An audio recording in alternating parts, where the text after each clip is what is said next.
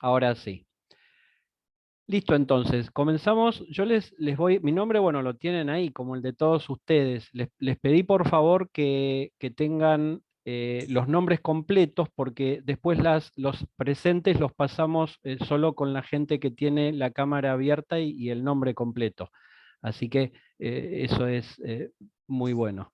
Si tienen algún inconveniente con la cámara, nos lo hacen saber, no hay el más mínimo problema. Pero si no lo tienen, por eso es que pedimos la cámara abierta, que por otra parte es buenísimo para ustedes, porque en general después cuando se evalúa o cuando hay alguna situación en donde debemos decidir la continuidad o no de los alumnos, es buenísimo conocerlos. Yo ahora empiezo a conocer a Juana, a Camila, a Sandra, a Carolina y a todos ustedes, y sabemos que están presentes y sabemos que participan y que han estado presentes. En cambio, las letritas por ahí, medio, qué sé yo, uno se olvida de Franco, de Abigail o de Martina o de quien fuera. Pobre, no, de Martina no nos vamos a olvidar porque acá dice que no tiene cámara en la compu. Ningún problema, Martina. Eventualmente, si hacemos alguna pregunta, sos la única a quien tengo en cuenta a los efectos del presente. Y si hay alguien más que tiene algún problema, por supuesto, lo transmite. Y si hacemos alguna preguntita, Abigail, buenísimo, lo mismo. Muchas gracias, Abigail, por comentar la situación. No hay problema. Abigail y Martina, entonces, si hay, y Sofía, que también ahí ha mencionado, si hay alguna pregunta la van respondiendo a través del chat, así que no hay inconveniente. Vamos a comenzar con lo básico, que es lo que ustedes se encuentran cuando entran al campus, ¿no? Voy a quitar la presentación y vamos a compartir. Ahí está. Díganme si ustedes están viendo. Lo vamos a hacer muy, muy despacito para que todos tengan tiempo de preguntar todo lo que no entiendan. No hay ningún inconveniente, estamos para eso. La clase de hoy en gran parte la vamos a dedicar precisamente a explicar. Entonces, ustedes entran a nuestro campus, tienen ahí, bueno, la bienvenida, tienen la planificación. En la planificación de actividades pueden cliquear. ¿Están viendo ahora la planificación? Sí, profe. Perfecto. Fíjense, ahí tienen los días. Tengo un aviso que ha ocurrido recién y que les quiero comentar a todas y a todos, porque se va a alterar un poquito esta planificación por un imprevisto que ha sucedido hace un ratito. Ahora les comento. Pero tienen ahí en la planificación, bueno, el nombre de la comisión, los días, ya sabe que se cursa lunes, jueves y viernes de 4:30 a 6:15. Los profesores, que parecemos muchos, pero no somos, pues cada uno, hay ciertas circunstancias que limitan mucho la participación de los profesores. Luego tienen ahí la división, ven, donde dice, bueno, Fabi Frenela, Luciano Tormey y Ana y Fabián y etcétera, la distribución de temas en función de las partes del cuatrimestre. El programa está dividido en 10 temas, 5 para la primera parte y los restantes 5 para la segunda. Fíjense que acá están divididos qué profesor está a cargo de cada uno de los temas. Del 1 a la 5 en la primera parte y 6 a 10 en la segunda parte. Si algún profesor tiene un problema, falta porque se enferma, porque tiene algún inconveniente, la idea siempre es reemplazar la clase, y si eventualmente alguien no llega por X circunstancia a dar el determinado tema, bueno, la idea siempre es evaluar sobre lo dado en clase. Por lo tanto, si algún tema no pudiera darse, bueno, en la primera parte quedará para la segunda y no se evaluará en la primera. Comunicaciones. Cualquier pregunta, ninguna pregunta es tonta. A veces respondemos nosotros cosas que no se entienden, pero las preguntas siempre son buenas. Entonces, cualquier pregunta que tenga que ver con los contenidos, con el desarrollo de la cursada, me la hacen saber. Yo estoy a cargo de la comisión, o directamente le preguntan al profesor que ha dado el tema y lo tratamos de resolver. ¿Tá? Entonces, manéjense con el mail del campus. Estamos en continuo contacto a través del campus. Otras actividades que sobre todo vamos a tener en la segunda parte, no ahora, no en la primera, pero actividades, cuando digo otras actividades, puede ser alguna charla de algún profesor extranjero tenemos preparado un foro con gente de la Comisión Interamericana de Derechos Humanos, que vamos a estar mencionando todo el tiempo en la cursada, pues es básica en el tema de derechos humanos. Vamos a tener invitados referidos o relativos al medio ambiente y a la protección ambiental. Posiblemente hagamos alguna suerte de clases espejo con Colombia, con Brasil, donde van a estar con alumnos colombianos y brasileros, obviamente, y con profesores de esas nacionalidades. Todo lo que sea extracurricular, es decir, siempre tratamos de incluirlo dentro del día y horario de clase, ¿no? Alguna cuestión, por ejemplo, es posible, pero no sé si va a caer exactamente que uno de los miembros de la Comisión Interamericana nos dé una charla. Ahora, nosotros muy probablemente nos tengamos que acomodar a sus horarios. Todas esas cosas que son extracurriculares, no se toma asistencia, es obvio, ustedes tienen otros compromisos, aunque siempre es bueno asistir porque en realidad sirve para el crecimiento de ustedes y eventualmente, si se otorga diploma o certificado, es bueno para el currículum también. Esas cuestiones y algunas otras que pueden ser de interés para ustedes a futuro, como por ejemplo las posibilidades de presentarse en, en evaluaciones a efectos de entrar como ayudantes alumnos en alguna cátedra o poder participar de las becas de investigación que son rentadas de la universidad y otras cuestiones de competencia con otras universidades en temas en general de derechos humanos. Todas esas cuestiones las vamos informando tanto por Facebook como por nuestra red de Instagram del Centro de Derecho Internacional, que es eso que ustedes ven ahí, @SIGIR.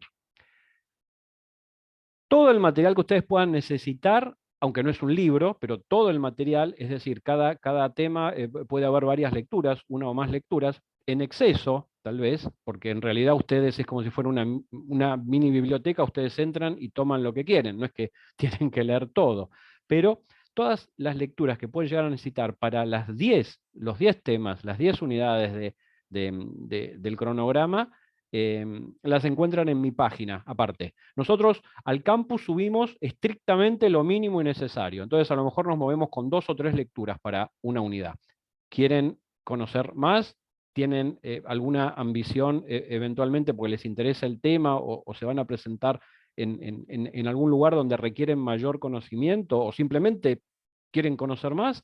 Pueden entrar a mi página en ese link y entonces ahí tienen desarrollados cada una de las temáticas con varias fuentes del derecho, con doctrina, es decir, con artículos, con jurisprudencia y eventualmente con normativa básica que no incluimos en el campus porque hoy en día la normativa la encuentran en 10 segundos en Internet. Luego vienen los temas que vamos a estar viendo. Fíjense, la unidad 1 es básicamente súper introductoria. De alguna manera nos estamos problematizando qué son los derechos humanos, algo que parece que todos supiéramos, pero bueno, yo voy a empezar con algunas preguntitas, pero solamente para escucharlos a ustedes y ver qué tanto sabemos de algo que parece un tema absolutamente común, por lo menos para nosotros, como son los derechos humanos. En la segunda, en la segunda unidad, o en la segunda, sí, en la segunda parte, protección y garantías, vemos dos cuestiones importantes.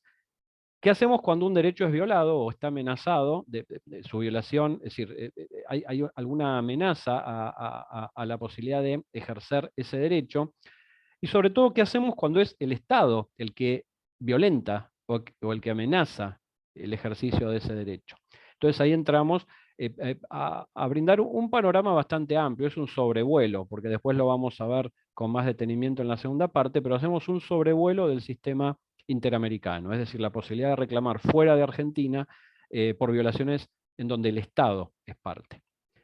Luego tenemos una suerte de mini compendio de normas que están, iba a decir, por encima de la Constitución. Ese es un gran tema, ¿no? Por de pronto, para que nadie se asuste, y todos ustedes han aprobado constitucional, voy a decir que están al menos en paridad con la Constitución. Las normas sobre derechos humanos, artículo 75, inciso 22. Pero les iba a decir directamente que están por encima. Eso lo vamos a estar viendo porque entiendo que ustedes conocen lo que se entiende por control de constitucionalidad, ¿no? ¿Qué es? ¿Quién me diría? Pero no es un examen, es para que charlemos, ¿no? Es decir, hablen y equivóquense todo lo que quieran. Yo también, todos nos equivocamos. O no sabemos. ¿M? ¿Qué es el control de constitucionalidad? Quién me puede decir?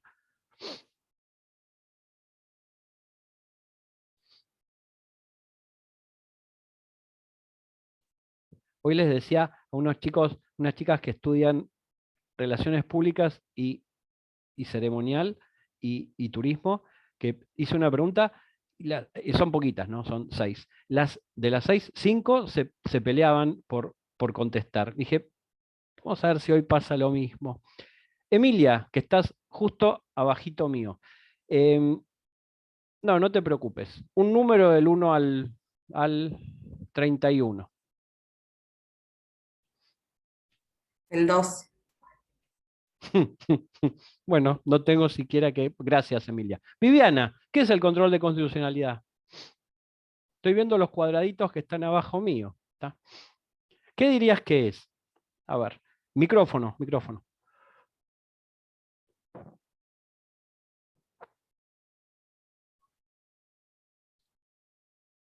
¿Tenés micrófono, Viviana?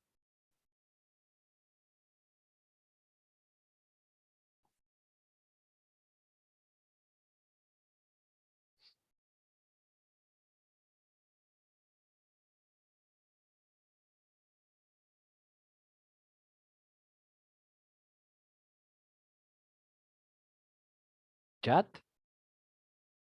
Ah, Uma. Uma no le anda el micrófono. Sí, bueno, sí, justo leo tu mensajito. Justo ahora lo estamos necesitando. Martina, Viviana siga buscando, porque después vamos a seguir preguntando algunas cuestiones y lo vas a usar. Martina, ¿qué te parece? ¿Qué es el control de constitucionalidad? Hola, buenas tardes. Hola. El control de constitucionalidad es cuando una norma, una ley se somete a un control que esté en peligro de contradecir la Constitución, algo así. Perfecto, bueno, está muy bien la idea, no hay ningún problema, eso es lo que estábamos tratando, de recordar algo. Bueno, se supone Sí. que, se supone que el mundo jurídico, el mundo de normas, es coherente. Esa es una suposición lógica. Es decir, se supone que todos los legisladores conocen todo el derecho y cuando legislan no se contradicen entre sí.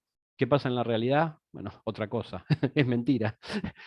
Es decir, puede haber algún legislador de un municipio de cualquiera de las provincias argentinas que se le ocurra un proyecto de ley que va en absoluta contradicción con lo que dice una norma nacional, que no conoce, evidentemente. Y bueno, y se aprueba. Y entonces entra en conflicto cualquier persona, cualquier habitante, porque de repente hay dos normas que lo obligan, respecto a una misma situación, a realizar dos conductas opuestas. Y entonces, alguna de ellas tendrá que ser privilegiada y la persona, el habitante, cualquiera de nosotros, si pensamos que alguna de esas normas es contraria, en función de la jerarquía de las normas, a lo que dice la, el bloque de constitucionalidad, ya voy a dejar de hablar de constitución nada más, el bloque de constitucionalidad, bueno, nos presentamos a la justicia y decimos, mire, esta norma es infraconstitucional y contradice a una norma de mayor jerarquía, por lo tanto debe caer. Sencillo. Esa misma idea de contradicción entre normas infraconstitucionales y constitucionales, trasládenla, y ahora hablo más despacito, más lento, para que lo entiendan, porque todo esto es repaso lo que les estaba diciendo.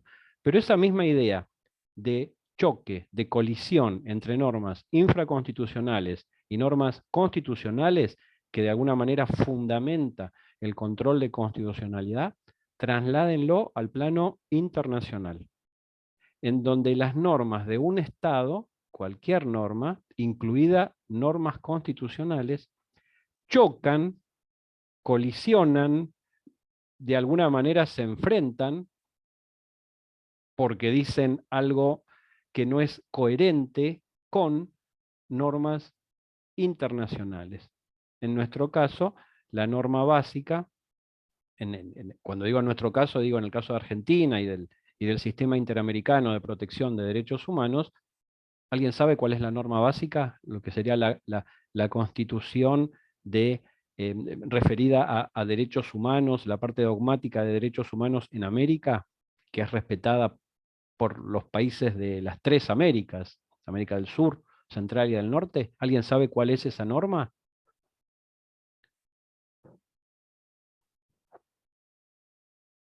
La Convención Americana de Derechos Humanos. Exacto, exacto, Pamela, excelente. ¿Mm? La Convención Americana, que es una suerte de parte dogmática, como la primera parte de nuestra Constitución, del artículo 1 al 43, pero relativo y que obliga a todos los estados y que nos da derechos a nosotros, los habitantes, de manera directa. Entonces, para resumir, el control de convencionalidad, que ya vamos a ver más adelante, todo lo vamos a ver más adelante porque vamos a ver poquitito, el control de convencionalidad es aquel que compara la normativa de un Estado con las obligaciones internacionales relativas a derechos humanos de ese mismo Estado. ¿Y qué pasa? Si la normativa del Estado contradice la norma convencional, se suspende la aplicación de la normativa interna. Y alguno me dirá, ¿y la Constitución? ¿Y si la norma interna es la Constitución? Y bueno, ahí hay un problema inmenso, ¿no? Pero la mayoría de la doctrina dice que también. Porque si no, el Estado, ¿para qué es parte de un sistema de protección regional?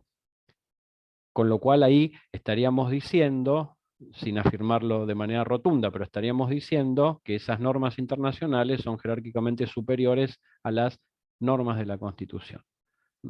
Que de alguna manera es algo que choca con lo que ustedes seguramente han aprendido de la existencia del bloque de constitucionalidad, donde hay una suerte de paridad entre esos 13 convenios de derechos humanos del artículo 75, inciso 22, y las normas de la Constitución.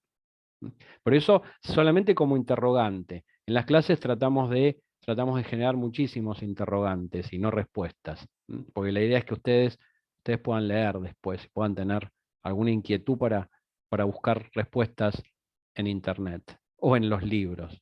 Aunque hoy en día no hay ningún problema en estudiar por Internet, pueden estudiar por el teléfono. Hay una enormísima cantidad de fuentes que están muy buenas también, de sitios oficiales siempre, tanto en Argentina como en América, de instituciones oficiales, y pueden encontrar muchísimo material. Las últimas 2 unidades, las 3 primeras, fíjense que estamos hablando de todas cuestiones generales, qué son los derechos humanos, cómo se protegen en Argentina y en la región, y eventualmente cuáles son las normas que podemos invocar internacionales en función de proteger nuestros derechos, bolillas 1, 2 y 3. Y la 4 y la 5 ya empiezan con temas absolutamente particulares, temas específicos. En el 4 vemos, y fíjense cómo va cambiando rápidamente, muy rápidamente, hasta los títulos de las unidades, porque siempre fue, bueno, primero era el derecho de los niños, después niños y derechos humanos. Bueno, ahora NNA, niños, niñas y adolescentes. Entonces, la 4 vemos NNA, la niñez en general, niños, niñas y adolescentes, y en la unidad 5 vemos medio ambiente. Cortamos ahí y llegamos, en general siempre es lo mismo, yo no sé si se han publicado o no fechas de parciales, pero en general, cuando digo en general, digo en los últimos 20 años, siempre hacemos unas 5 o 6 semanas de clase, eso depende de si hay feriados o no hay feriados, pero siempre es igual. 5 o 6 semanas, o sea, dentro de un mes exacto, o un mes y una semana, y siempre viene el primer parcial. Entonces, terminamos la explicación, el estudio, en el caso de ustedes, de esas 5 unidades, y llega el primer parcial. Y luego, solamente para que tengan idea, en la segunda parte vamos a estar viendo perspectiva de género, violencia y derechos humanos, vida, integridad personal y derechos humanos, donde vemos tortura y otras cuestiones, delitos internacionales y derechos humanos, donde vemos, bueno, los procesos de lesa humanidad en Argentina, los procesos de Nuremberg, otros tribunales internacionales, y por último, bueno, vemos consumidores, usuarios y derechos humanos, y por último, tratamos de grupos vulnerables, básicamente 3, personas con capacidades diferentes, pueblos indígenas y adultos mayores. Pero eso obviamente quedará para la segunda parte. Acá tienen un cronograma, y acá es donde porque ha ocurrido un pequeño gran inconveniente. Este es el cronograma. Está previsto 6 semanas, como les dije recién, veremos si es así, en función de que a ustedes no se les choque con otras materias que eventualmente estén cursando. Y tienen cada día, cada profesor, y antes tenían los temas, con lo cual ya saben de cuál unidad o de cuál tema se ocupa cada profesor y cuándo vuelve eventualmente. Hace un ratito, y esto, como ha pasado recién, no hay forma aún de solucionarlo, pero ya los vamos a poner, la idea es no generar inconvenientes. La doctora Ana González, que tendría que dar el lunes 23 de agosto, que es la profesora más antigua en la cátedra, hace mucho tiempo que está, ha tenido un inconveniente personal bastante importante, y ella me acaba de decir, de avisar, y avisó también a la facultad, y les expreso esto, porque es lo que ha pasado recién, que no va a estar en todo el cuatrimestre y no se sabe cuándo va a volver. Ha pedido licencia. Obviamente ya empezamos a preguntar y a buscar. El mercado de pases está cerrado, o sea, hay un problema porque ya estamos empezando la cursada. Será un problema que yo tendré que resolver, ver qué otro profesor capacitado y con experiencia pueda tomar su lugar.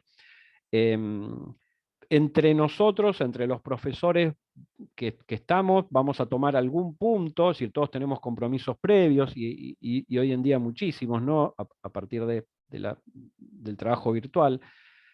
Pero en lo que a ustedes respecta, al momento, yo espero que la semana que viene, si es hoy o mañana mejor, pero la semana que viene ya esté solucionado el tema y haya alguien en su reemplazo. Pero por de pronto, hasta nuevo aviso, y se lo vamos a avisar muchas veces, tanto a partir de los profesores que den clase como a través, yo me manejo mucho mandándole mensajes. Yo mandé un mensaje hace un ratito diciendo que ya empezábamos. Entonces chequeen los mensajes, ¿no?, del campus. Pero hasta nuevo aviso, los días de la doctora González no tienen clases. Y esa unidad 5 no entra en el parcial si no se da, y si se va resolviendo la situación después, la pasaremos para la segunda parte. Entonces, estos días, 23 del 8, 30 del 8, yo creo que ya para la semana que viene va a estar solucionado, pero por de pronto el lunes no tienen clase. Eso porque el tiempo de ustedes es tan valioso como el de cualquiera, y no estén esperando que alguien se conecte y no está. Ahí tenemos un temita. Fíjense que nuestra idea era tomar oral. Es muy probable, ya casi les podría confirmar, es más, les confirmo ya. Chau, me lo anoto y así será. El parcial va a ser, el primer parcial al menos, va a ser escrito, ¿está? A través del campus, o si la facultad nos dice que debemos tomar en forma presencial, bueno, se hará así. Pero en principio el primer parcial es escrito.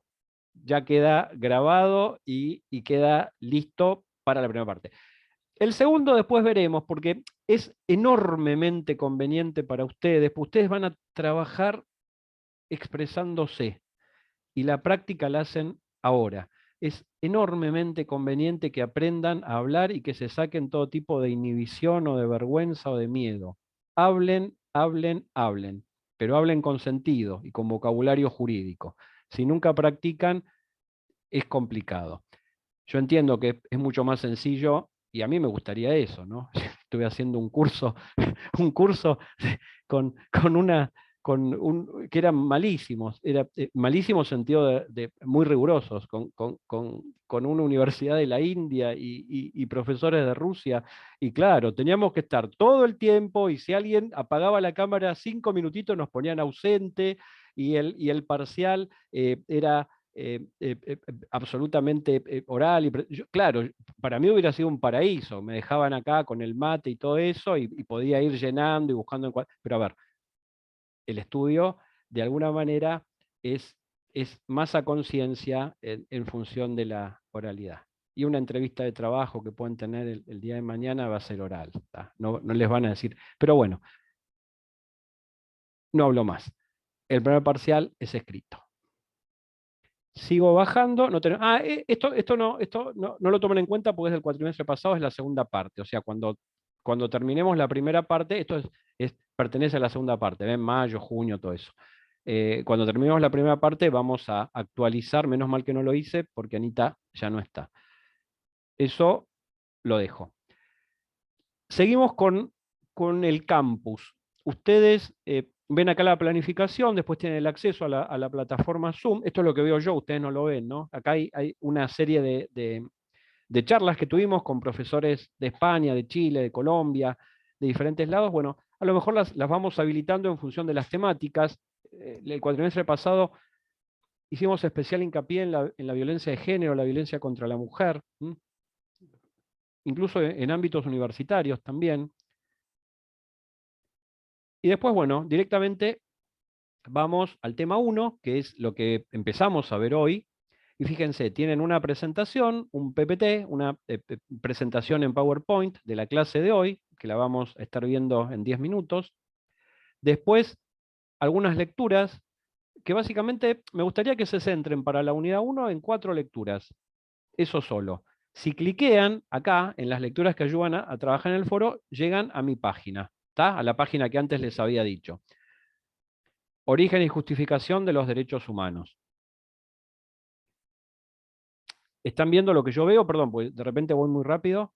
Bueno, entonces ahí tienen, bueno, la unidad 1. Perfecto. La unidad 1, la unidad 2. Acá encuentran 4 lecturas. Fundamentación de los derechos humanos de Bobbio. Justificación liberal de los derechos humanos, de un autor que se llama Gamio. Positivismo y derechos humanos, de Guibourg, que es un autor súper respetado, de UBA.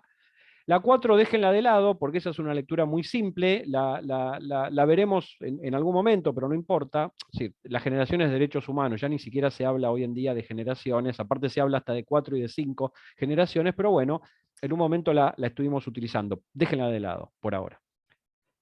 Y la cuarta lectura, la que lleva acá el punto 5, la universalidad o no de los derechos humanos. Son todos conceptos sobre los que vamos a estar hablando. ¿Por qué existen los derechos humanos? Gran pregunta. ¿Por qué? ¿Para qué? ¿Cuál es la finalidad? Entonces, la lectura de Bobbio, de alguna manera, nos lleva a responder eso. ¿Los derechos humanos son occidentales?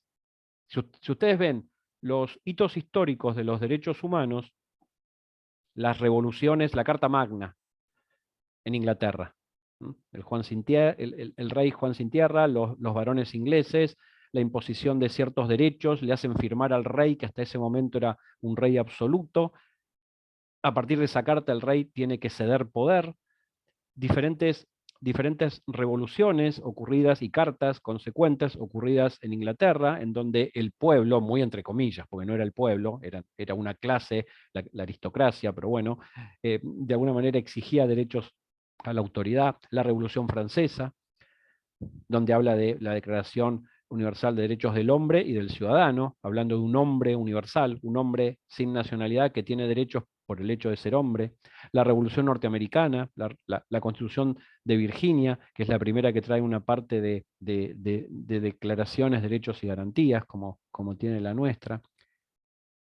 Y todo eso son antecedentes de los derechos humanos.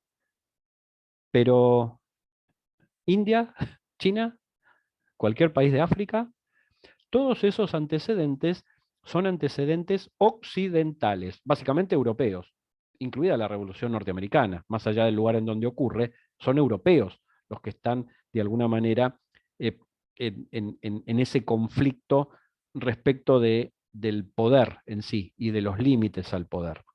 Entonces, la segunda lectura, la lectura de Gamio, trata de responder a esa segunda pregunta. ¿Son occidentales los derechos humanos? ¿Es una creación occidental, como la Coca-Cola, que trata de ser impuesta a otras culturas? ¿En qué medida el respeto que debemos a otras culturas puede hacer que les permitamos violar ciertos derechos que para nosotros son básicos? En Colombia hay un derecho indígena, hay normas, hay estatutos y justicia y procedimientos de justicia para los pueblos originarios o pueblos indígenas, como lo llama Naciones Unidas. Es decir, hay un derecho que se aplica para ellos y hay jueces y se les permite tener su propio sistema de justicia. Una de las sanciones que tiene, esto es un debate actual, ¿no?, en Colombia, una de las sanciones que tiene el sistema de justicia indígena en Colombia es la de azotes y otros castigos físicos. Porque culturalmente es aceptada. esa sanción. Se acepta. ¿Mm? ¿Qué hacemos? ¿Qué haría el hombre blanco? ¿Qué haría el hombre occidental? ¿Entra en ese sistema y lo prohíbe por ser violatorio de derechos humanos o acepta esa solución cultural? ¿Alguna respuesta?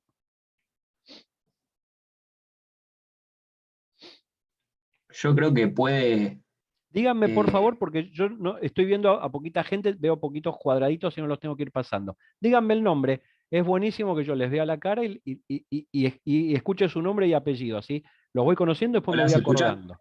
Sí, sí, Nicolás, Amado. Sí. Perfecto. Adelante. Yo creo que lo que sucede con los derechos humanos es que pueden llevar a que los países se unan a estos derechos, pero no pueden obligarlos.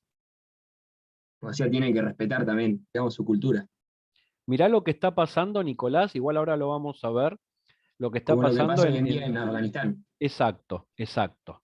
Entonces, alguien podría decir, bueno, si la cultura afgana une religión y derecho y jerarquiza a la religión por sobre el derecho, y la única ley para esa sociedad es la ley religiosa, y bueno, es su forma de organizarse, por lo tanto debemos respetar. En teoría pareciera bien lo que estoy diciendo. Una comunidad tiene sus costumbres y se da sus propias normas. Y si en la práctica la consecuencia del respeto a esa cultura implicara que las mujeres solo, ahora vamos a dar las 27 prohibiciones, ¿no? Pero dicho de una forma muy, muy cruenta para que lo entiendan. Es como yo les dijera, ¿qué hacen mujeres acá? No pueden estar instruyéndose, no pueden ser abogadas, no pueden estudiar, no tienen por qué aprender a leer y escribir. ¿Qué hacemos? Volvemos al principio que dije antes, decimos, bueno, es la forma que tiene de organizarse ese pueblo, y punto, y respetamos eso. O decimos, no, respetemos, pero pongamos límites al respeto. Dentro de los límites, bueno, está la igualdad, ¿no? entre, entre las personas. Eh, ¿Alguna idea, Nicolás? O cualquiera. Y si ese estado no forma parte como nosotros somos parte y incluimos en la Constitución o a los tratados de derechos humanos, ¿cómo podemos intervenir si el Estado no es parte? ¿O cómo se podría intervenir? ¿Quién habló, Ramiro? Ramiro. Y ahí tenés el gran problema, la enorme discusión que nunca se va a resolver entre el naturalismo y el positivismo. Las cosas se deben porque se deben o se deben porque el legislador las reconoce. ¿Tenemos derechos porque somos seres humanos o tenemos derechos porque el legislador de mi país aprobó una ley que me da derechos? ¿Mm? Entonces, en la lectura de Gamio, esto obviamente después lo vamos a estar profundizando, pero en la lectura de Gamio lo que van a encontrar es algunas formas de responder a esa pregunta de si los derechos humanos son estrictamente occidentales.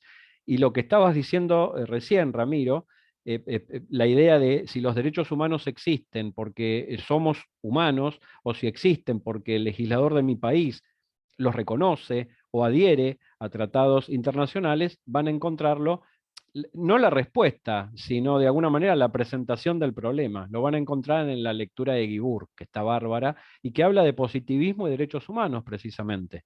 ¿Mm? Fíjense, Convención de Genocidio, para que lo vean de manera muy, muy, muy patente. Convención de Genocidio. Prohíbe la comisión de genocidio, prohíbe que un Estado elija como objeto de genocidio a una parte de su población por la raza, por la etnia, por la religión, por su pertenencia a un grupo nacional, y lo extermine, como pasó con diferentes pueblos a lo largo de la historia, desde el primer genocidio del siglo XX, el genocidio armenio, ¿no? Y obviamente todos conocen el holocausto o el asesinato en masa de 6 millones de judíos. Hay una convención contra el genocidio. hay 193 estados miembros de Naciones Unidas que podrían haber ratificado la Convención de Genocidio. La enorme mayoría lo hizo, la ratificó. Por lo tanto, tienen prohibido por ley, porque han ratificado la convención, la Comisión de Genocidio. Argentina la tiene en el 75-22, ¿no? Es parte de su organización constitucional. Pero hay estados que no han ratificado la Convención sobre Genocidio, no lo han hecho. La pregunta es, ¿pueden cometer genocidio? ¿Pueden asesinar a parte de su población? Después vamos a responder en la unidad 8, cuando veamos los delitos internacionales, genocidio, crímenes de lesa humanidad y crímenes de guerra, vamos a contestar a esa pregunta. La respuesta es no, no pueden. Pero entonces me digan, ¿y para qué existe la convención? Si no la ratifica, ¿por qué está igualmente obligado? Bueno, eso después lo vamos a contestar. Pero es la lucha constante entre si los derechos se deben porque somos humanos o se deben porque el Estado los reconoce. Y sobre todo, ¿qué hacer? ¿Qué hacen las personas? ¿Qué hacen las personas que son víctimas del accionar estatal en aquellos estados que no les reconocen derechos? ¿Qué pasa si un Estado secuestra parte de su población, la tortura y la mata? Está bien, porque lo decide el Estado y la persona, y obviamente ese Estado que tiene esas políticas no va a aprobar legislación que les permita a las víctimas defenderse, porque la política del Estado es matar a esa parte de la población. Piensen en cualquier ejemplo, el que quieran, ¿tá? De todas las denuncias que se hacen, bueno, denuncias y a veces hasta comprobaciones, ¿no? En Colombia la CPI hizo una investigación respecto de la participación tanto de los narcos como de los grupos terroristas como del Estado, y comprobó que todos ellos cometieron crímenes de lesa humanidad. Pero lo que quería decir era el caso de Venezuela, que ha sido acusada por la comisión de ciertos crímenes de lesa humanidad, de ciertas formas de crímenes de lesa humanidad, y hace poquito, hace 2 días, la CPI dio entrada a la denuncia y confirmó el inicio de varios procesos precisamente por desaparición forzada, por tortura y por muerte. Entonces, en esos casos, ¿qué hacemos? Cuando digo qué hacemos, digo que hacemos desde un doble lugar. ¿Qué hace la víctima cuando el Estado la quiere desaparecer, la quiere matar? ¿Qué hace? ¿Cómo se defiende? Y en segundo lugar, ¿qué hace el resto del mundo frente a esas situaciones? ¿Se mantiene neutral o interviene? Cuando digo interviene, no necesariamente interviene en forma física, es decir, con envío de tropas o lo que fuera. O simplemente opina, denuncia. ¿Qué hace? Bueno, en el derecho internacional de los derechos humanos, que ustedes van a estar conociendo al menos mínimamente, hay respuestas para eso. Y la cuarta lectura, la última, precisamente nos dice si a partir de todas las culturas que existen en el mundo, que son diferentes, se puede hablar de la universalidad de los derechos humanos. Y precisamente lo que ustedes decían, Nicolás y Ramiro, si no todos los estados han ratificado las convenciones de derechos humanos, o ven de la misma manera la generación, el respeto de los derechos, ¿por qué van a estar todos obligados? Entonces, ¿son universales o no los derechos humanos? Entonces, esas 4 lecturas van a ser de alguna manera, después tienen otras para la unidad 2, después las vas viendo, pero yo lo que les pido es que estas 4 lecturas, la 1, la 2, la 3 y la 5, van a dar pie a el contenido básico de la unidad 1, que es la que vamos a estar viendo, la que comenzamos a ver ahora. Y luego, acá hay dos pequeños videos que los íbamos a pasar ahora los pasamos, para que así no esté hablando yo todo el tiempo. La pregunta respecto a estos videos es si debemos respetar las culturas diferentes, ¿no? En una van a ver la protección ambiental. Te tengo una pregunta. Sí. ¿Yara? Yara, sí. ¿Qué pasa con los derechos humanos en Cuba, por ejemplo? ¿Por qué tiene que pasar algo? Y bueno, porque prácticamente para salir del país o salen nadando o tienen que estar como 2 o 3 años para que el gobierno recién ahí les autorice salir del país. esa Y misma muchas veces pregunta, entran en otros países como calidad de refugiados. sí, Yara, lo pregunté a propósito, no es que ignore la situación, en general nadie que quiera informarse puede ignorarla, pero fíjate que tu misma pregunta,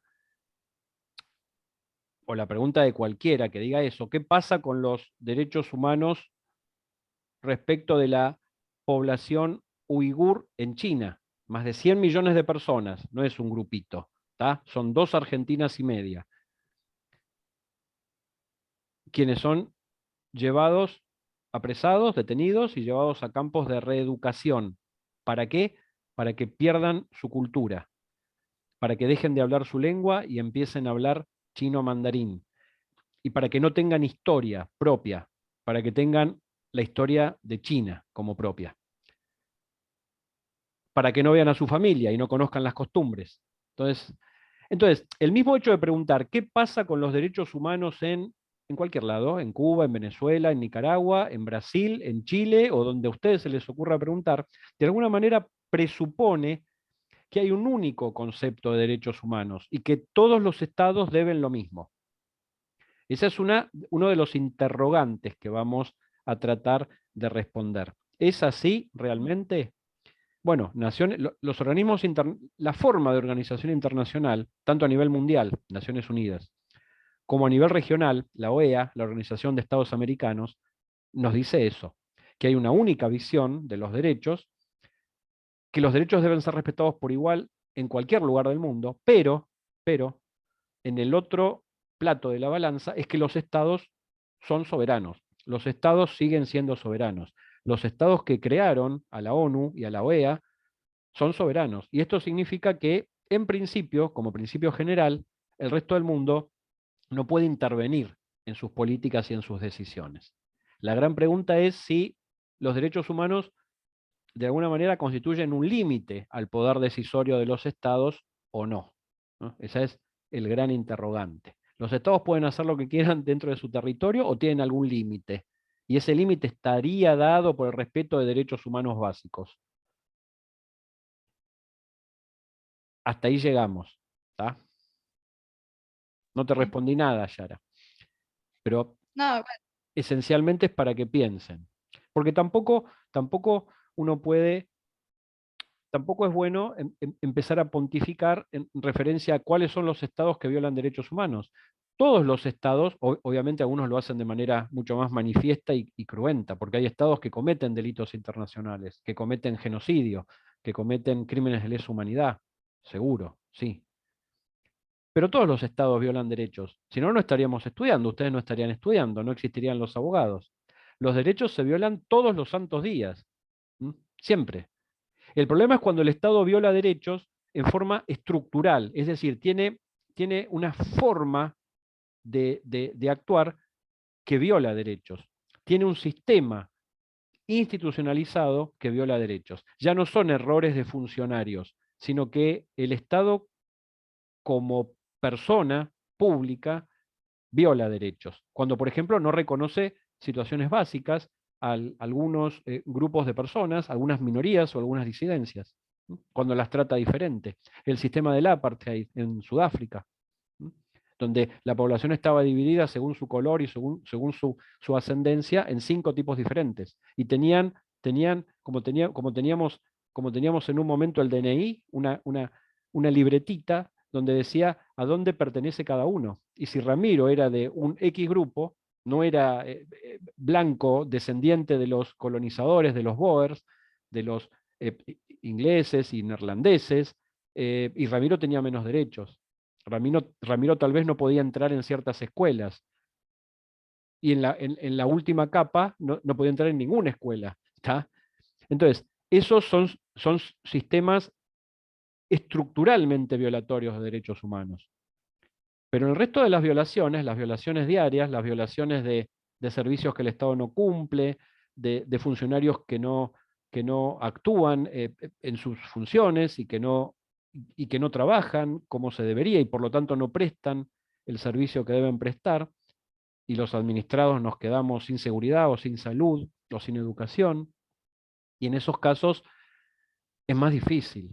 responsabilizar al Estado. Responsabilizarlo de manera cierta, ¿no? Es decir, de manera contundente, de lograr que la persona pueda atenderse con un médico. Vamos a ver que muchas de los grandes casos que llegan a la Corte Interamericana llegan después de 20 años, muchas veces con la víctima muerta. ¿Mm?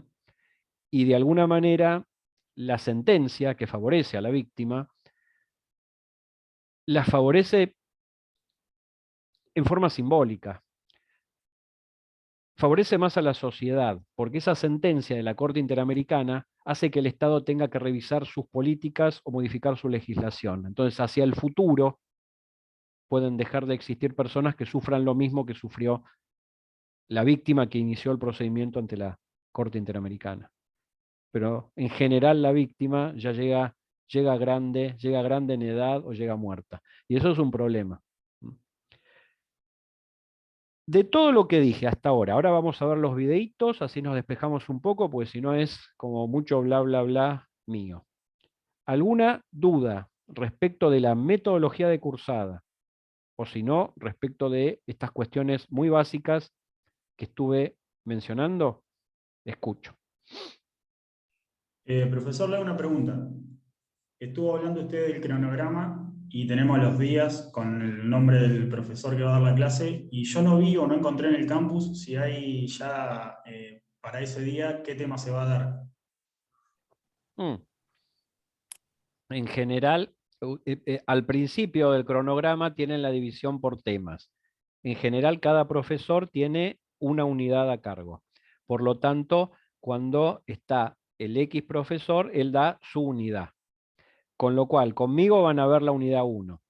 Con Luciano Tormey van a ver lo que me estoy acordando ahora, van a ver la unidad 2. Con Ana González iban a ver la 5, medio ambiente, que es lo que tenemos que reemplazar. Y nos quedan Ana Gerula y Fabián Blanco, que alguno de ellos da la 3 y otro da la 4. Por lo tanto, fíjense en la primera página del cronograma donde dice qué unidad da cada profesor y solamente desarrolla esa unidad en 3 o 4 clases que tiene cada uno. Ok, gracias. Sí, en la primera página que usted mostró, que No está lo, en letra azul. no lo hacemos por día porque muchas veces el ritmo de la clase depende y no le quiero marcar tanto a cada profesor qué punto tiene que dar de la unidad. Por eso tienen la libertad de que en 3 o 4 clases ellos desarrollan su unidad. Y a su vez les comentan a ustedes cuáles son los puntos, y pregúntenle si no les comentan cuáles son los puntos relevantes de esa unidad, los efectos también del examen. No quiere decir que le van a decir las preguntas, pero digo, hagan más hincapié en esto que en esto otro, ¿no? ¿Alguna otra pregunta que tengan? Profe, sí, yo quería consultar por las lecturas. Nos había mencionado hace un rato y no llegué a anotar. ¿Ustedes están viendo ahora el campus?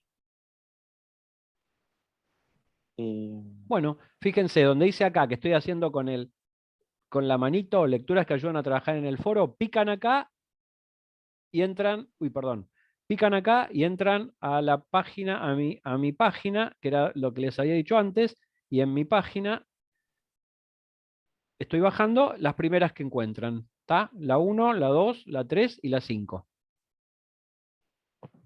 Bien, Cualquier duda que no encuentren me preguntan, obviamente. ¿Está? gracias, profe. No, por favor.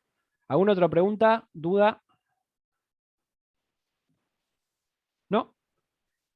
Miren, vamos a hacer un pequeño video de 5 minutos. Les pregunto, ¿qué derechos ustedes ven reflejados en el video? Esa va a ser la pregunta con la que vamos a iniciar dentro de 6 minutos, cuando termine el video. Anoten todos los derechos que ustedes vean reflejados, de manera directa o indirecta, por favor. No sé si lo puse con sonido. Díganme si escuchan. A ver.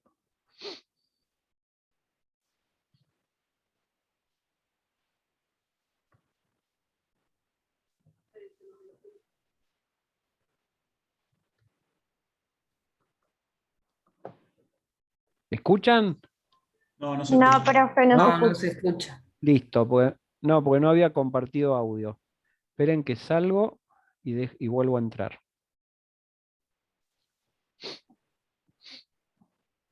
Compartir sonido. Listo.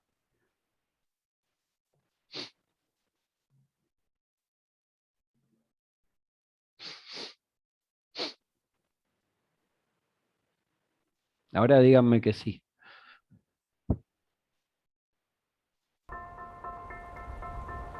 ¿Sí? Sí, se escucha. Sí, ahí se Bien. escucha. Éxito. Bueno, este río tiene una importancia ancestral, espiritual, porque en ello vive el espíritu femenino desde la cosmovisión del pueblo lenca. Y siempre se nos ha enseñado de que son las niñas las que custodian los ríos. Este río Hualcarque sirve para la alimentación, que hay plantas medicinales y por supuesto toda esta agua sirve para mucha población río abajo y yo creo que significa vida. Después del golpe militar de 2009, el gobierno hondureño otorgó concesiones para construir 47 represas con el fin de impulsar centenares de nuevos proyectos mineros. El gigante de la ingeniería, China Sinohydro, se unió a DESA, una compañía hondureña, para construir una represa en el río Hualcarque.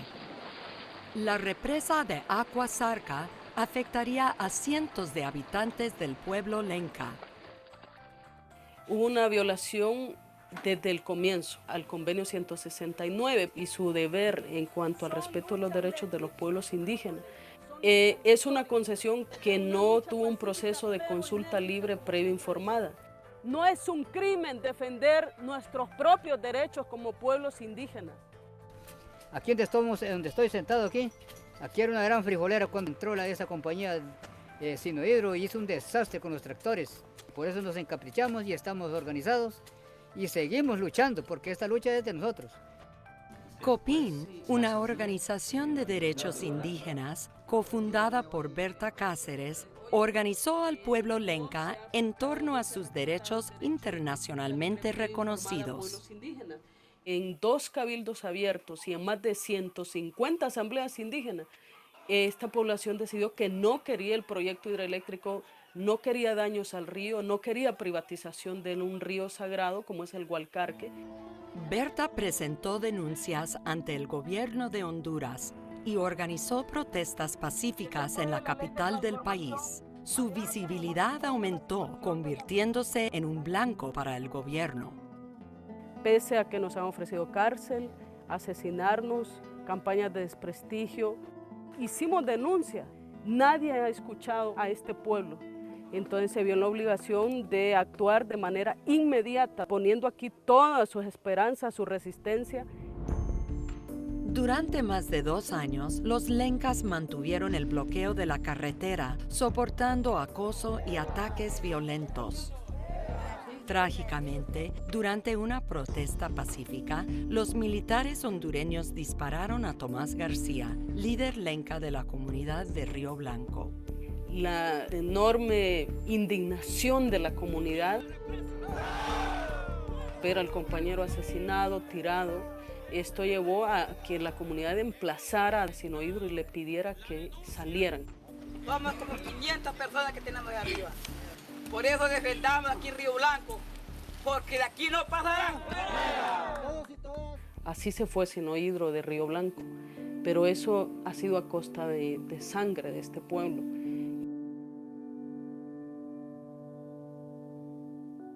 Sinohydro rescindió su contrato, alegando la continua resistencia de la comunidad.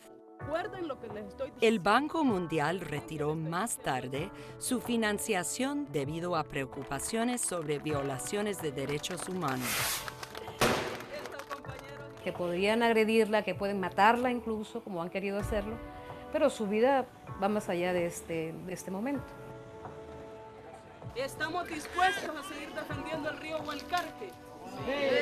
El haber detenido este proyecto significa un ejemplo de lucha que ilumina e inspira mucho a toda la gente de Honduras y del mundo, creo yo. No podemos ser ingenuos ante ese poder. Cuando iniciamos la lucha de Río Blanco, me metí al río, podía hablar con el río, sentía lo que el río me decía y yo sabía lo duro que iba a ser, pero sabía que íbamos a triunfar. El río me lo dijo. Por el sobresaliente logro medioambiental en Isud en Centroamérica, se otorga el Premio Ambiental. Bueno, fíjense, estamos hablando de la protección del medio ambiente y de la gente que lucha por proteger los recursos vivos, los recursos naturales, y aunque pareciera hasta raro, algo que para nosotros, bueno, puede ser hasta una moda, una tendencia para algunos, en algunos países, sobre todo países de Centroamérica, la gente muere por defender el medio ambiente, la asesinan. Es un enorme problema que hay en toda América Central, porque los estados quieren recibir inversiones y las empresas necesitan muchas veces ganar territorio, y en el territorio vive gente que, más allá del derecho de propiedad, reconoce algunos valores diferentes a lo que podemos reconocer nosotros, como lo que estaba diciendo respecto del agua y del río, la señora que ustedes veían. Yo les había preguntado que pónganse siempre, cuando analizan una cuestión, un determinado hecho, una situación, empiecen a pensar como abogados, ¿no? Porque uno puede pensar como una persona común, y bueno, de alguna manera, dice, bueno, pobre gente, alguno habrá visto situaciones de pobreza, otros tal vez no, algún paisaje lindo, los militares, los intereses económicos, pero un abogado piensa básicamente en la violación de derechos. ¿Qué derechos encontraron ustedes que estaban siendo violados en las imágenes y en el audio que ustedes estuvieron viendo? En principio, el derecho de los pueblos indígenas. Voy anotando, sin duda. ¿Quién habló? Vayan diciéndome, estoy al Nicolás final de Amado. la lista. Nicolás, gracias. ¿Qué más? El derecho a la vida también, porque mataron a una persona, creo. Bien, ¿qué más? Aparte del derecho a la vida, bueno, la violación a la intimidad personal, la violación con la agresión física. Un derecho indispensable también. Indispensable también es que... ¿Me escucha? Sí, pero un segundito, quería interrumpir porque ¿por qué a la intimidad? ¿Quién dijo intimidad? ¿Por qué? Yo, Ramiro. Ramiro, ¿por qué dijiste intimidad? Y cuando lo agreden, cuando los militares lo están agrediendo físicamente para... La para integridad. sacarlo, Integridad. No quería corregirte, simplemente ver en qué situación. En esa situación sería integridad. Sí. ¿Tá? Pero además, otra cosa importante era que le estaban sacando, si se implementaba la empresa, estaban sacando un recurso básico que como el agua para las personas que viven, para los aledaños, digamos. Mencionaron algo de eso también, el curso de agua. Sin duda. Sería el derecho al agua y al saneamiento, creo. El derecho a la dignidad humana también. Bueno, ¿quién habló? ¿Quién dijo dignidad? Yo. ¿Y quién es yo? Porque tengo Emilia, un montón de caritas y no sé quién habla. Tengo que mirar la boca Emilia, todos al mismo Emilia. tiempo. No, perfecto, ya. Estás ahí al lado mío, es la que menos miro porque miraba para abajo. Mirá, Emilia, ahora seguimos con los derechos, pero fíjense, porque en la materia, y siempre que hablen de derechos humanos, van a estar viendo una enorme cantidad de veces, casi hasta el hartazgo, la repetición de dos derechos. En general, y tal vez sea mejor considerarlo así, en general hay quienes dicen que más que derechos son principios. ¿Cuál sería la diferencia? Bueno, el derecho lo ejerzo, el derecho a la educación, a la vida, a la libertad, al libre tránsito, lo ejerzo, lo actúo, es mío, hago algo, o no, o decido no hacerlo. Pero respecto de los principios, son más abarcadores, porque los principios sirven para caracterizar el ejercicio de mis derechos. Y esos dos principios derechos que se mencionan continuamente son, uno, la dignidad, que dijo Emilia, y el otro, a ver si lo descubren, ¿cuál sería el ¿Autonomía? otro? ¿Cuál? No. ¿Autonomía personal? No. ¿Cuál El otro? derecho a la manifestación, No. a la expresión la libertad de expresión. No. El otro, no vamos a hacer un campeonato de adivinanza. El otro, se lo llama derecho, ¿no? Y no estoy negando, no estoy diciendo que no sean derechos, pero para que vean que son mucho más abstractos y son aplicables a todos los demás derechos, la dignidad y la no discriminación. Desde este punto, cualquier derecho, piensen en cualquier derecho, debe ser ejercido de manera digna y en condiciones de no discriminación. Piensen en cualquiera. Y vamos a algo mucho más fácil, incluso, como puede ser una imagen. Carolina, si yo te pidiera que para la clase que viene o ahora, en 5 minutos en internet, buscaras una imagen que reflejara el derecho al trabajo, ¿qué estarías buscando? Imagen, capaz de alguien trabajando. ¿Y qué es eso? No sé, yo vengo de Marte y no tengo idea qué es trabajar, por eso te pido que busques el derecho al trabajo. ¿Qué harías? ¿Qué dibujarías? ¿Qué imagen buscarías? ¿Qué foto? ¿Qué? Gente trabajando, explicando qué estaría haciendo, qué estaría ejerciendo. Bueno, Cintia, ¿qué buscarías? Cintia Sánchez, que te veo ahí.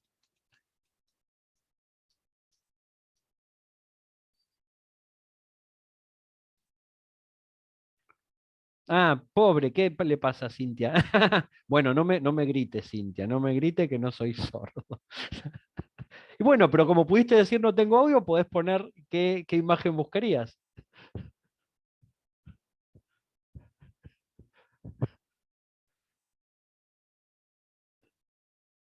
Hay carteles en los signos viales. ¿Vieron cuando dicen hombres trabajando? Piensen en cualquiera de los derechos que ustedes ejercen, que yo, la educación, el transporte, la libertad de expresión. Yo buscaría un obrero. Sí, El bueno, dibujo de sí, un obrero. claro. Hay dos formas de trabajar, de manera física o intelectual. Mi trabajo es acá, estoy sentadito todo el santo día y tecleando en la computadora. Y a lo mejor hay otra persona que para trabajar tiene que agarrar una pala. ¿Entienden? Entonces, hay dos formas básicamente. Pero si les dijera busquen una imagen de dignidad, ahí sí me interesa saber qué buscarían. Busquen una imagen de el derecho a la dignidad, si dijéramos que es un derecho solamente. Denise Maragliano, por ejemplo, ¿qué buscarías?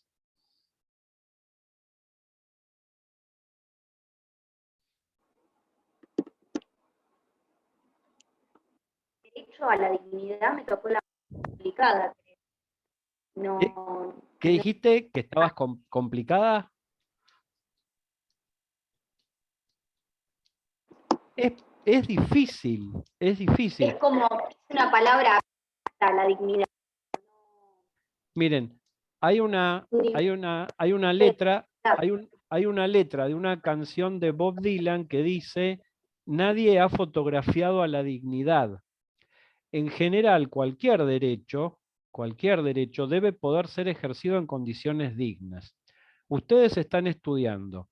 Si fueran a la facultad y tuvieran que sentarse en el piso porque no hay sillas, o tuvieran que escuchar la clase en el pasillo porque no hay lugar en el aula que les han asignado, o tuvieran que cursar, no sé, a las 11 de la noche con guantes y un gorrito porque están las ventanas rotas y es invierno, y bueno, estoy hablando de cuestiones que nos afectan a nosotros que no son tan graves, ¿no? Porque los universitarios somos un sector absolutamente privilegiado en una sociedad con enormes niveles de pobreza e indigencia, ¿no? Los ejemplos hasta casi son banales, pero para que lo entiendan.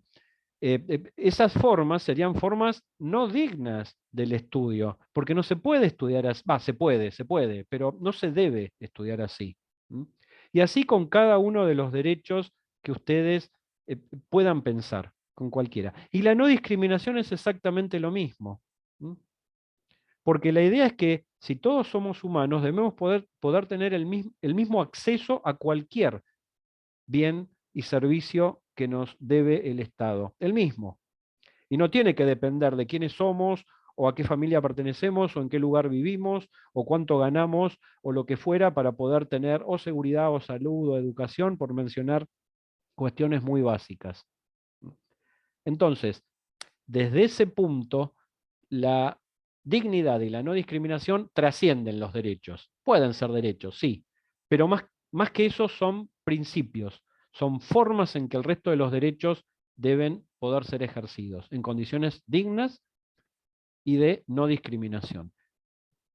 Sin entrar a hablar de un concepto que entiendo que también conocen, que es el de la discriminación positiva, que es cuando el Estado tiene que realizar acciones para poder igualar a grupos vulnerables, a veces o generalmente minoritarios, que ya parten de -10, parten de condiciones absolutamente desiguales.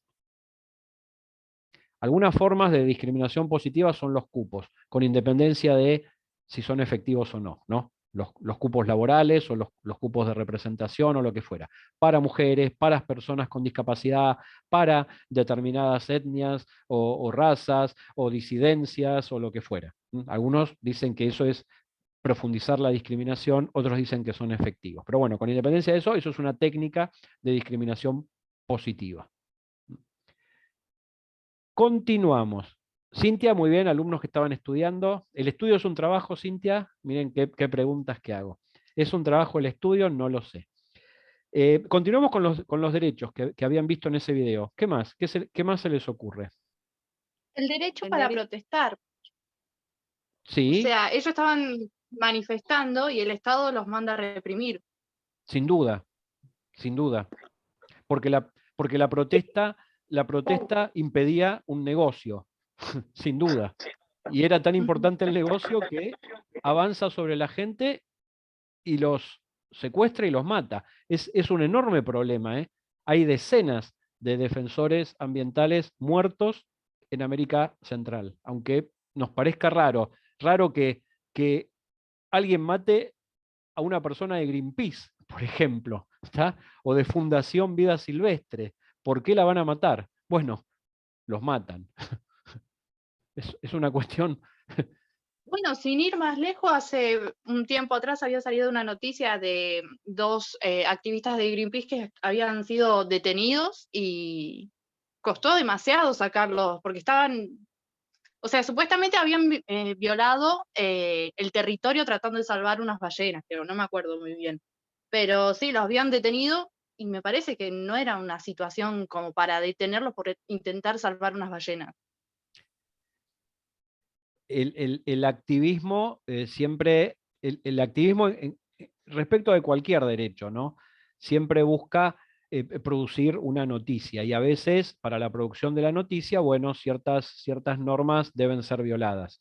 Pero bueno, es el gran tema, ¿no? de las sociedades actuales. Hasta dónde la causa del reclamo justifica la violación de la norma. Ese es el gran tema. Argentina inauguró esta pregunta en el 2001, con los piquetes y las manifestaciones sociales, y hace 20 años que, bueno, intentamos de alguna manera generar una respuesta. Pero lo mismo ocurre en una cantidad enorme de países, incluso desarrollados. Antes de la pandemia, las protestas en Francia, por ejemplo, con las personas que tenían el chaleco amarillo, ¿no? Hasta dónde la justificación del reclamo me habilita a violar normas, para lograr alguna suerte de modificación de la política o de lo que fuera, para lograr tener acceso a derechos mínimos. Es un gran interrogante de las ciencias sociales, ni siquiera del derecho. ¿Algún otro derecho que ustedes hayan visto? Al medio ambiente, sano y equilibrado. Sin duda. Perfecto. ¿Algún otro?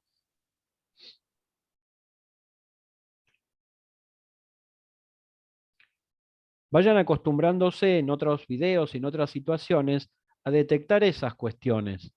¿Mm? No sé si lo dijeron ya, pero el derecho a la creencia, a la cultura de ellos, digamos, ellos creían que ese río tenía, no sé, un poder o algo así, y como que no se lo respetaban eso. ¿Quién habló? Yo de nuevo, Yara.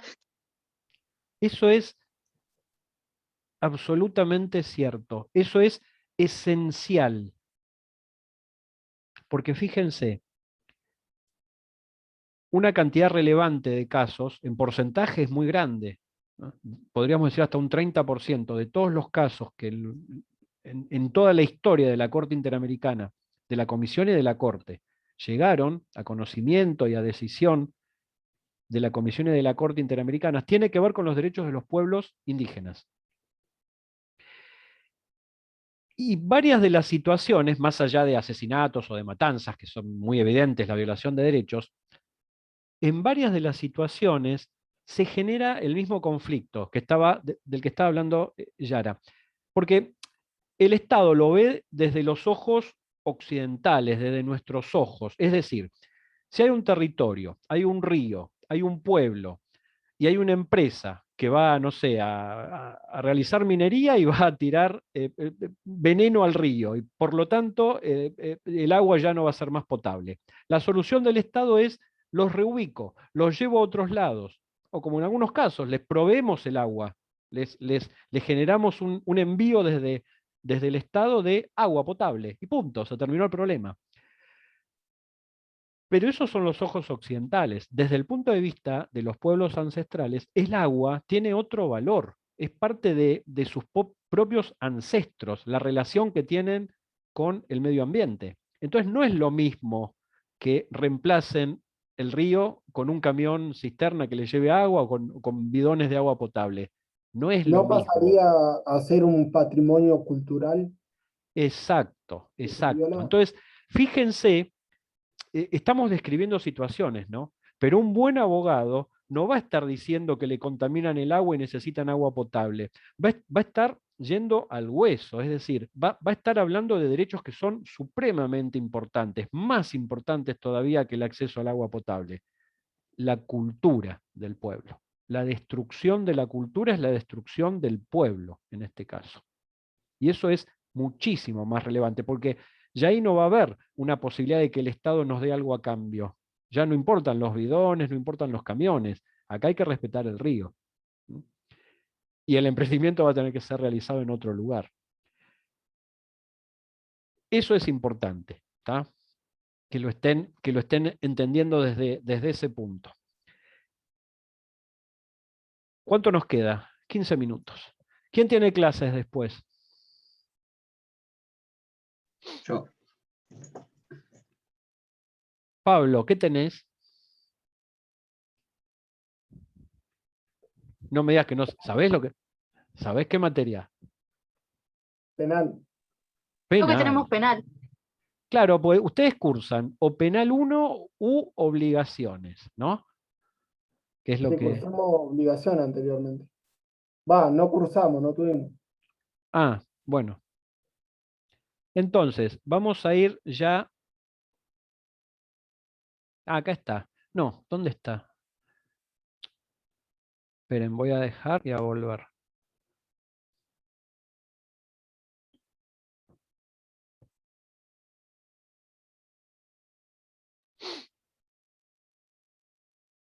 Uy, se ve re chiquito.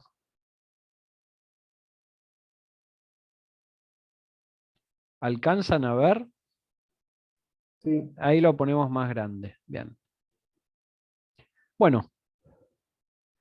En la primera unidad, esto, a ver, tenemos 15 minutos. Yo voy a avanzar lo que pueda, sin tampoco correr. Me detienen cuando precisen o al final damos un lugar para que pregunten. No obstante, pueden después revisar el video y si tienen alguna duda la van preguntando a través del campus o en la próxima clase me preguntan.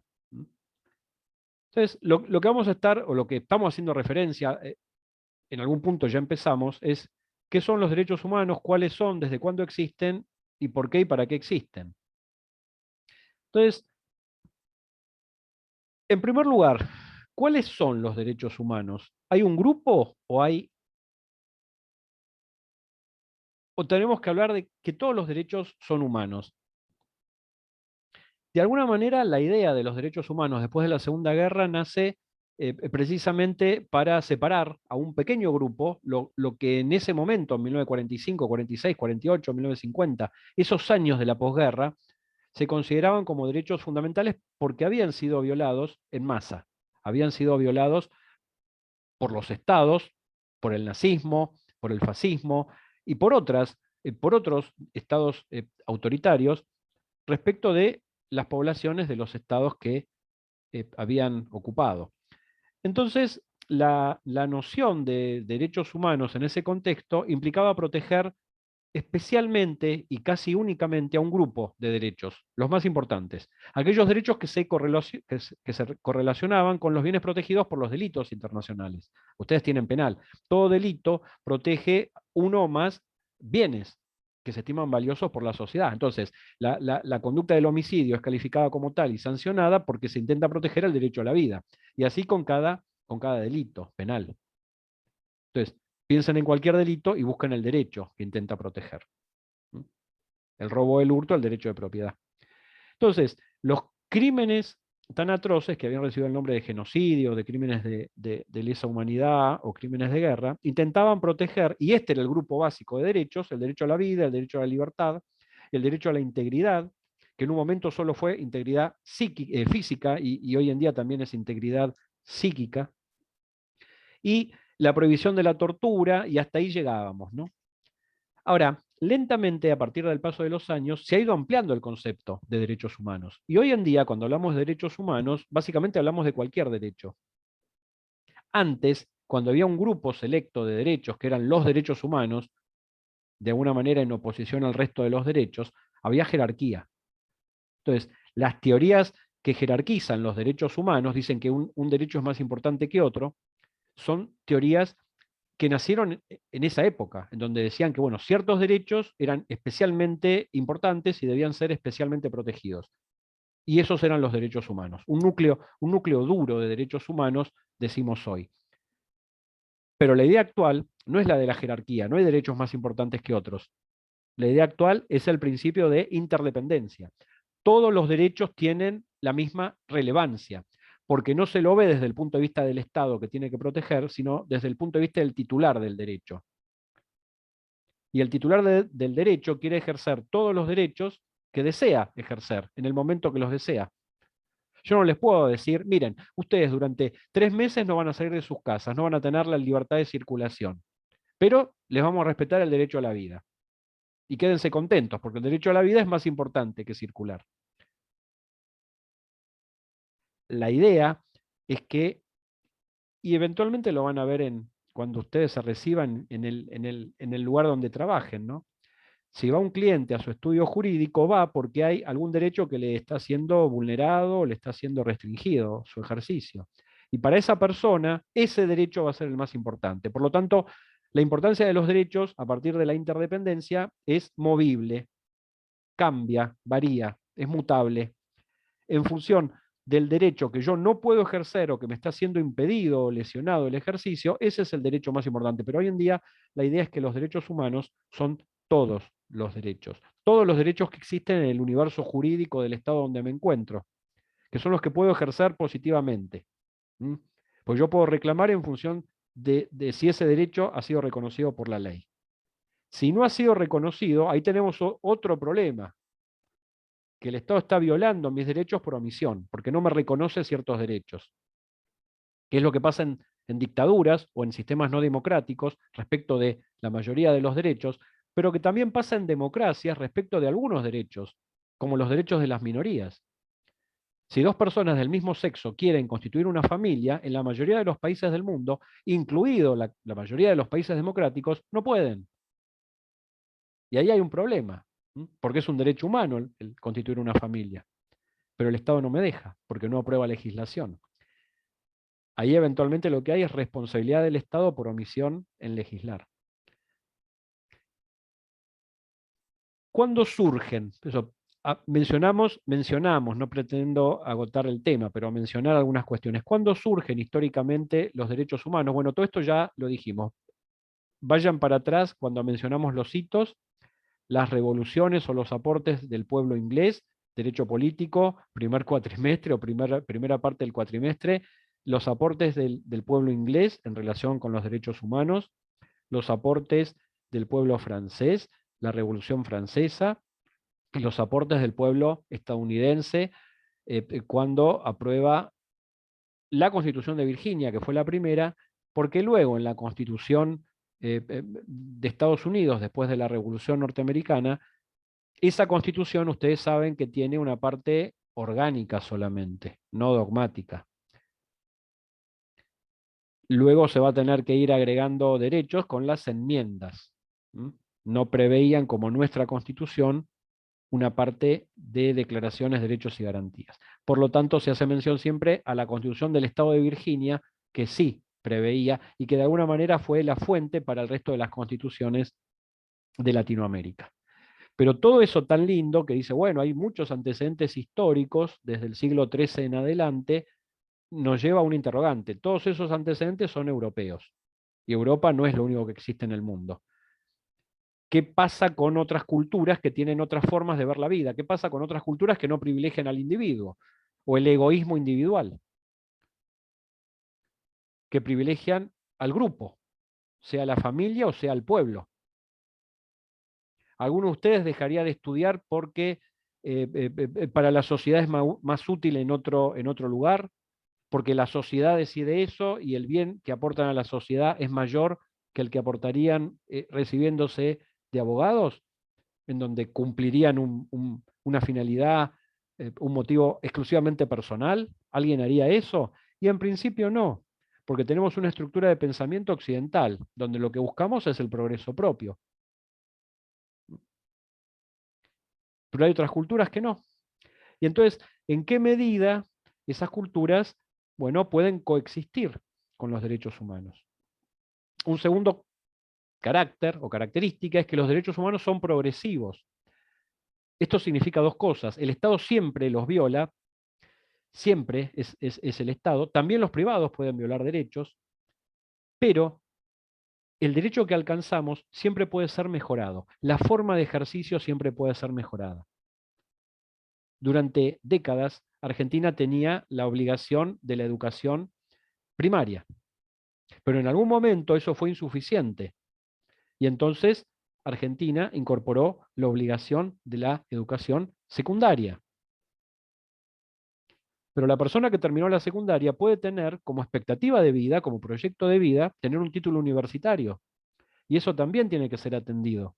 Y entonces, en nuestro país, como una gran excepción en el mundo, tenemos una universidad pública gratuita. El Estado nos brinda esa posibilidad de convertirnos en profesionales y ser parte de un sector muy exclusivo de la sociedad, cada vez más, de un 10% de gente diferente del resto, que no tiene ese tipo de instrucción. Y por lo tanto van ustedes a tener una expectativa de vida absolutamente diferente. Pero ahí no termina, porque alguien podría decir, bueno, y yo quiero continuar estudiando. A lo que voy. Todo ejercicio de derecho puede ser mejorado. La persona que vive en la calle puede pretender acceder a algún refugio, algún techo. Pero después puede pretender que el Estado, de alguna manera, eso tiene que ver con la ideología, que el Estado le dé una vivienda o que genere las condiciones para que esa persona trabajando pueda obtener su vivienda o pueda obtener un crédito. Eso es cuestión de la ideología política en el poder, pero la idea es que una persona no viva en la calle, porque eso es indigno, eso es discriminatorio. Pero una vez que tiene una vivienda, a lo mejor quiere tener una vivienda más grande, o quiere que el piso deje de ser de cemento y pase a tener, no sé, una alfombra, o madera, o cerámico. y a lo mejor quiere tener 2 habitaciones y no una.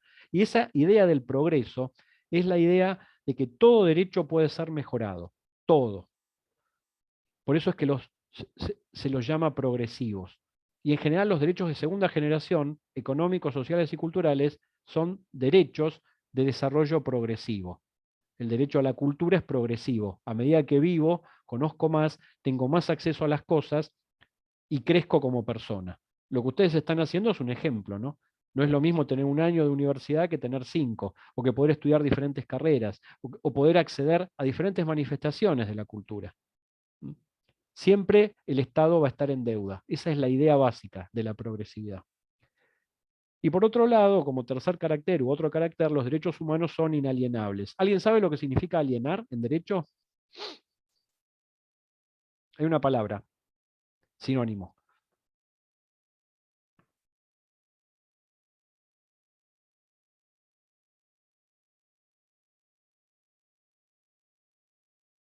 ¿No? Inalienable es intransferible. No son transferibles y tampoco son renunciables. Esto significa que si yo he renunciado a un derecho, en el derecho laboral tienen los ejemplos más concretos, bueno, esa renuncia no produce efectos, no es válida, es nula, no produce efectos.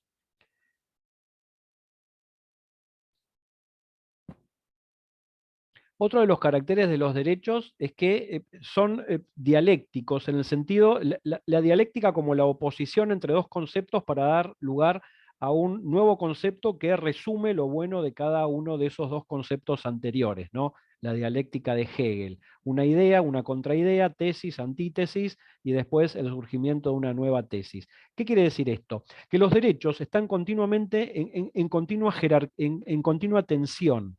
En continua posibilidad de conflicto. Ese conflicto y esos conflictos entre derechos necesariamente en una república debe ser resuelto por el Poder Judicial. No pueden no resolver conflictos, porque si no resuelven conflictos, volvemos a una etapa prejurídica.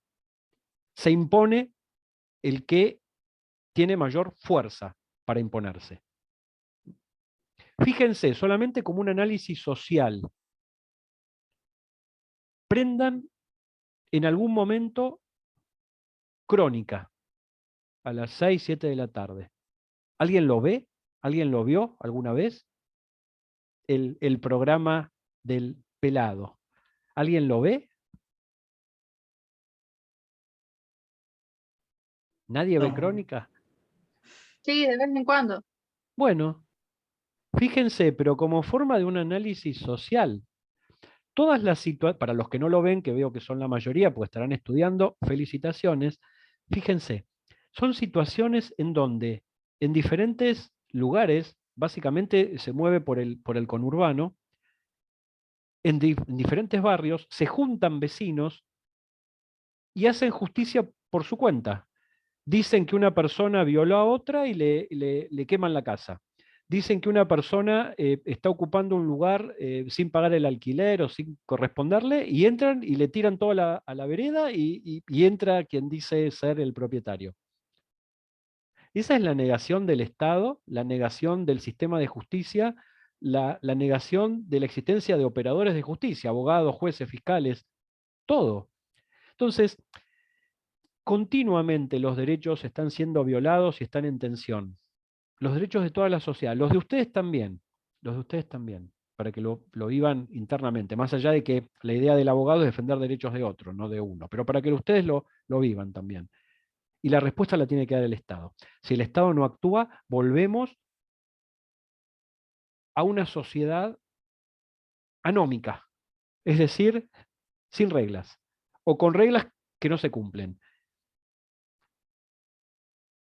¿Son universales los derechos? Y hay una pretensión que sean universales. Los sistemas internacionales dicen que tienen que ser universales, pero como vimos y como estuvimos refiriendo, muchos estados no solo no los cumplen, ni siquiera les interesa aprobar normas para respetarlos. Con lo cual, de lo que podemos hablar no es de una universalidad efectiva, sino que hay una intención de que en algún momento a futuro sean universales. Y también son positivos, con esto terminamos, también son positivos. Porque si el derecho positivo no los reconoce, el Estado estará en falta. Pero yo no tengo forma, si no están positivizados, si no hay una ley que me brinda el derecho, no tengo forma de ir a la justicia y pedir por la protección de ese derecho. Sí tendré formas de denunciar internacionalmente al Estado, porque viola derechos y porque no aprueba leyes que protejan mi derecho. Pero ese es un gravísimo problema. Pasa en todos los estados no democráticos y pasa en algunos estados llamados democráticos. No quiero abusar del tiempo de nadie y en penal o en donde tengan que ir, está bien que lleguen a tiempo. Terminamos ahora. Si hay alguna pregunta, por favor, escucho. Y si no, estamos terminando ahora. ¿Tienen alguna pregunta?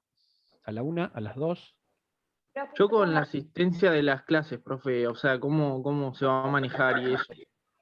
Bueno, miren, la cursada, perdón que sea tan directo, pero bueno, yo trato de ser lo más directo posible para no dejar lugar a dudas. La cursada hay que cursarla. Ya todos sabemos, porque yo también lo hago, si nadie es santo. Si hay algún lugar en donde debo estar por obligación y no me interesa, ahí le clavo el Fabio Farinella y punto, y me voy a otro lado.